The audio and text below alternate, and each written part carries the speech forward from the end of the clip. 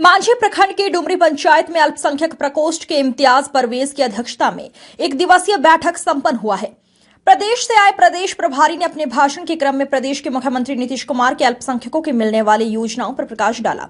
वहीं प्रदेश से आए रथ यात्रा पर अल्पसंख्यक प्रकोष्ठ के नेताओं ने कहा कि 2025 में होने वाले विधानसभा चुनावों में भारी मतों से मांझी विधानसभा क्षेत्र से चुनाव में आने वाले प्रदेश के पूर्व मंत्री गौतम सिंह को भारी मतों से विजयी बनाकर मुख्यमंत्री नीतीश कुमार के हाथों को मजबूत करें।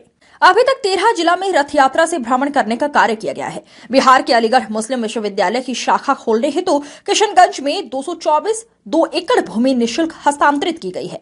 अख्तर अली ने अपने भाषण के क्रम में शायरी के माध्यम से लोगों को हंसाने का कार्य किया। अख्तर अली द्वारा दर्जनों लोगं को अंगवस्त्र से सम्मानित किया गया। उक्त मौके पर सैकड़ों अल्पसंख्यक समुदाय के लोग मौजूद थे। मांझी से वीरेश सिंह की रिपोर्ट। तो हम क्यों पीछे रहे भाई?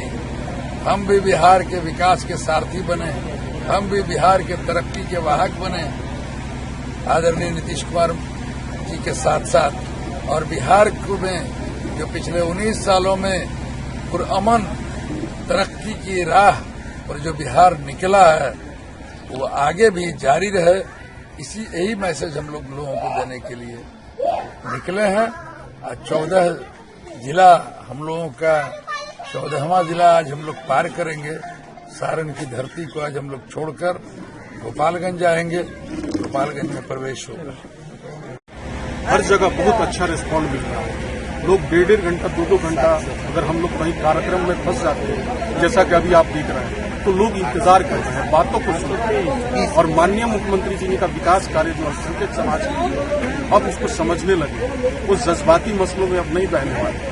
आने वाले दिनों में जरूर वो समझ गए इस बात को कि किसी के भी साथ रहे, मुख्यमंत्री जी अपने शर्तों पे शासन करते हैं और सभी समाज में अमन शांति कायम करते हैं और सभी को विकास में को सहभागिता देते हैं। सबके दरवाजे घर तक विकास की गंगा को बहाते हैं और अमन शांति कायम हुए हैं। बिहार तरक्की कर रहा है, देश तरक्की कर रहा है, तो हमारा समाज भी अब हम लोग माननीय मुख्यमंत्री नीतीश कुमार जी को समर्थन और सहयोग देने के लिए आपको तत्पर दिख रहे हैं। सर, मुख्यमंत्री का क्या संदेश लेकर चले हैं सर? मुख्यमंत्री जी का संदेश यही है कि बिहार में तरक्की हो, बिहार में अमन अमान बरकरार रहे, बिहार का विकास जो निरंतर 19 सालों से हो रहा है वो निरंतर होता रहे आगे भी, बिना किसी स्पीड ब्रेकर के। और हमारे जो मुस्लिम भाई हैं, इतना काम उन्होंने किया है मुसलमानों के लिए, बिहार की अक़लियतों के लिए, तो मुसलमान इसको समझें और जिस अनुपात में काम हुआ है मुसलमानों का, उस अनुपात में मुसलमानों ने उनको तरजीह वोट के मामले में नहीं दिया, तो ये हम लोग बताने निकले हैं। जो अल्पसंख्यकों के लिए, जो बिहार की अक़लियतों के लिए जो काम किया,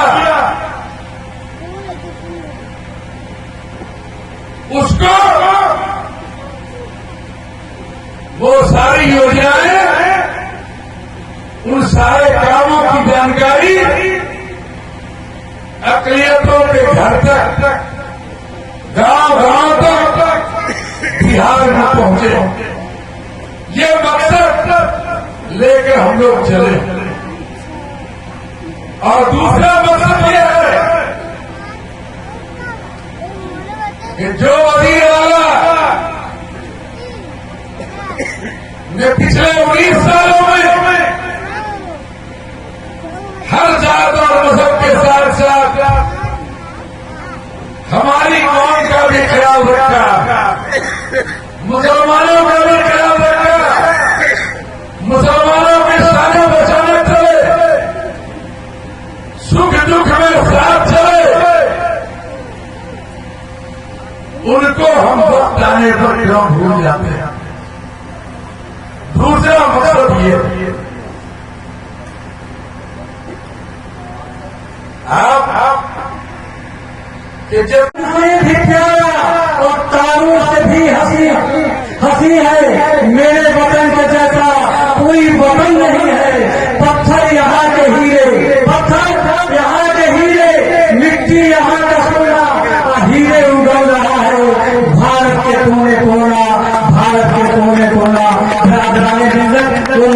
हाजिरी मैं आपसे गुजारिश करता हूं कि एक बार आप लोग कह दीजिए नीतीश कुमार जिंदाबाद। और बहुत मुख्तसर में मैं अपनी बात करके चला जाऊंगा। मैं मौजूद की बात करके आप लोगों से चला जाऊंगा। जब अंग्रेजों का जमाना था उस समय भी बिहार के साथ नाइंसाफी होती है।